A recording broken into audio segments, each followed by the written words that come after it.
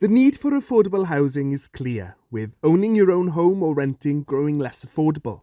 Since 1997, the median house price in Wales doubled from 3 times the median annual household income to 6 times in 2022.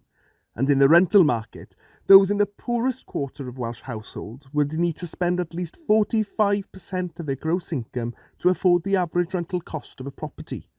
To respond to this need, an estimated additional 3,500 affordable housing units are currently needed each year in Wales.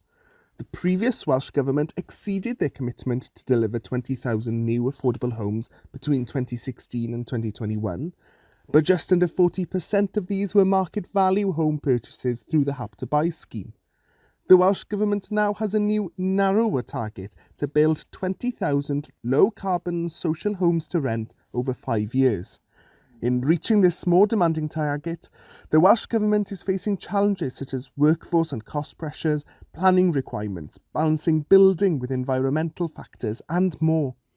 With this target a key part of the Welsh Government's plans for the well-being of future generations, Audit Wales are looking into Welsh Government's efforts to increase the supply of affordable housing, and we want your views to help inform our work. You can find links to our survey on our social media and our website.